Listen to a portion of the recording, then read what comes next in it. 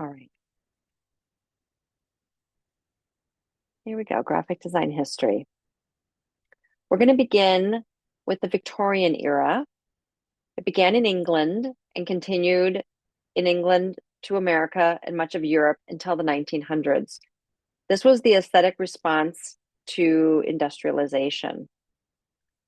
1907, there was an advertisement in the Industrial Revolution Europe on the left here. And in 1845, the high-speed steam press had increased the volume of advertisements that they were being restricted to special areas only. However, the overwhelming demand of advertising became the fact of life everywhere. By the 1860s, commercial arts had risen to a profession by academically trained craftsmen and artisans. So the idea of the printing press being invented and being available. It wasn't like we had movable type since the Gutenberg Bible, but the fact that we had a steam printing press, high speed presses allowed for lots and lots of advertisements. And this is really what um, catapulted graphic design into an existing, becoming a profession. Before that, it really was pressmen and printers that did everything that they were printing. They designed it. It was they came from a trade press mechanical background. It wasn't until they became more in the arts that the idea of mass production came into play. And with mass production came in our profession. So our profession of graphic design is only a little over 100 years old. So it's not very long, but this is where it started. You can see it's very illustrative, right?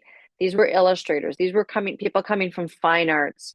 They were illustrating everything and to like they were very busy. It was very illustrative, hard to know what to focus on. Things are everywhere. Um, this is an advertisement for an undervest from 1888. Again, very illustrative, but at least not quite as crazy as those last two I just shared with you. Something a little cleaner, easier to read, but kind of really showing illustrating the product and what it is. Here you have some more, again, very illustrative. Lots to get through to understand what it is you're looking at. And then we move into the arts and crafts movement, the British and American, a reaction to manufacturing and mass production of the 1850s becomes a romantic vision of medieval times. William Morris, an architect and designer whose passions fueled the arts and crafts movement and whose philosophy established the ethics of modern industrial design, he dedicated his life to fighting ugliness in all its form, believing that society was unable to produce good design and at its core had a faulty ethical system. So here's some examples of very stylized arts and crafts. They were very much about decorative elements. It was a little bit more graphic, but still very decorative. Lots of hinting towards the illuminated manuscripts from the medieval ages. There was nothing manufactured about this. It was all very romanticized and swirly and curly. We move into the Art Nouveau movement, which was the 1880s to the outset of World War I. And you can see it was a rebellion against the entire Victorian sensibility, steeped as it was in the past. For a relatively short time, Art Nouveau, as one critic wrote, one of the most imaginative innovations in the history of design.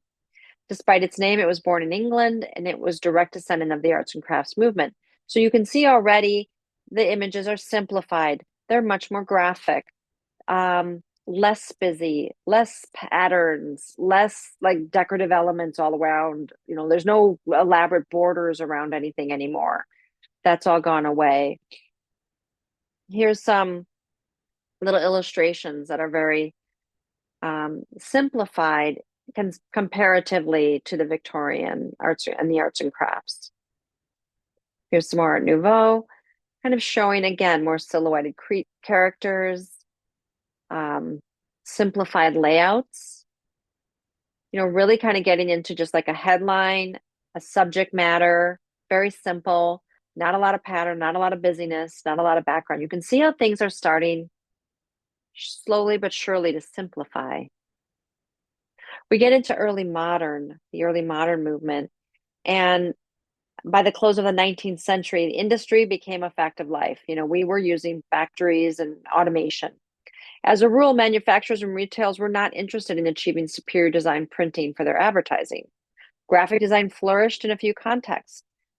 France, from the mid 1870s to 1890s, posters promoting cabarets, theaters, circuses, music halls, and other cultural events became um, pretty common examples of graphic design. But you can see, look how much simpler the design is. Again, simplify. They understand they have to make a point. So they want us to see Don Quixote in the theater. It's Don Quixote on a horse in front of a windmill. It's not a million other things. It's like three objects, and they're really using contrast and scale and simplification to help us see what we're looking at.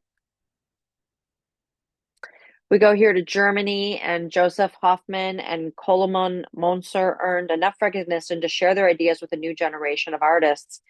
Here you have even more simplified advertisements and posters. Really essential character and typography, right? Typography, essential character. Which then moved us into the modern movement, which includes futurism, Voturism, constructivism, the De Still movement, and Bauhaus. So we're going to just touch on each one of these briefly. As persuasive as their influences today, modern art and design were from the outset never completely adapted by the majority. The modernist era was roughly between 1908 and 1933, when Hitler came into power. So here's some examples of, you can see how graphic elements, we have geometric shapes coming into play.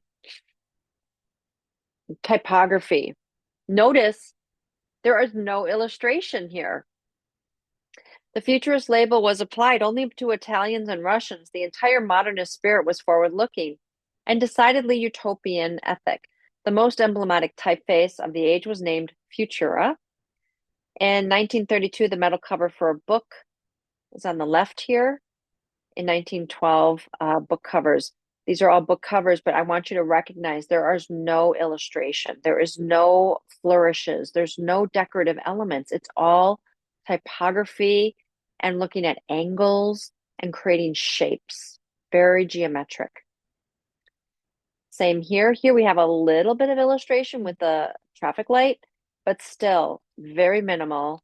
And it is much more still about that typography coming at us. Look at the design of the typography. It's very angular. It's like triangles and circles and squares. It's very geometric. 1923, this was designed by Fortunio di Pero, who was tireless in his propagation of the futurist principles. He promoted the art of the futurist books, founded and directed by the machine art magazine Dynamo, which produced futurist radio programs, designed costumes and furniture, and many, many more examples. Voturism named Ezra Pound in 1914 from the vortex to the center of all energy was one of Britain's most avant-garde moments. Again, very geometric, lots of geometry involved here. Before constructivism, there were several Russian pre-revolutionary artistic experiments. Constructivism became an early Soviet youth movement, an artistic outlook aimed to encompass the whole spiritual, cognitive, material activity of man. And this was designed in 1920. But look how contemporary that feels, with these squares and circles and rectangles and triangles. This was designed in 1923 by Alexander Romchenko. It's a watch ad. So you can see, yes, there's photographs of watches that go all the way around. And the name of the company, Rime, is right in the middle. and very like illustrative in its layout and design. But again, not literal. It's much more collaged again. Some more classic constructivism posters. This was done in 1925. And here's a book cover done in 1925 for a book of poems. Look at the adorable little planes that kind of come across what looks almost like a baby's, mouth. You have the eyes, the nose, and the mouth wide open, and little planes going all the way around. In 1917 to 1931 was the De Stijl movement, defined by architect H.P. Berleg as a unity in plurality.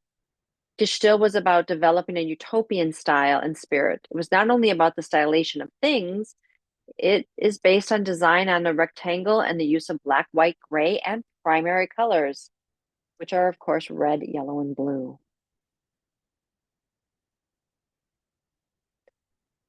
From that, we moved into the Bauhaus period. Walter Gropius created the Bauhaus School in Germany in 1919. The Bauhaus was influenced by Expressionism, Dada, Constructivism, and De Stijl. I don't know if any of you have seen it. The movie The Brutalist just came out only on 70 millimeters, so it's kind of only in art houses. But it's an amazing movie about the brutalist architect that came out of the Bauhaus era, and about kind of like an amalgamation of many. It wasn't of one specific person, but it kind of speaks to all of these designers that you're hearing about in this movement had to flee the Nazis. And so a lot of them came to different places in Europe and into the United States. And so this brutalist movie that's about an architect that was fleeing Poland. No, not Poland. Hungary. Hungary. He was fleeing Hungary uh, from the Nazis. It's a beautiful film speaking about the Bauhaus design movement. So it's really quite lovely if you guys are interested in the Bauhaus movement and finding out a little bit more about it. Here's an example of Herbert Bayer's typeface, the Bauhaus. If you look closely at the letter B, you might recognize it's used in a very familiar brand, Beats headphones, uses the B from the Bauhaus typeface designed by Herbert Bayer in the 1920s. Kandinsky. This is a poster for Kandinsky that was designed by Herbert Bayer. And then from that time frame, we move on to modernism. Excuse me. Modernism is a philosophical, religious, and art movement that arose from broad transformations in Western society during the late 19th and early 20th centuries. The characteristics for modernism is modernism rejected ornamental and embraced clean lines and simple forms.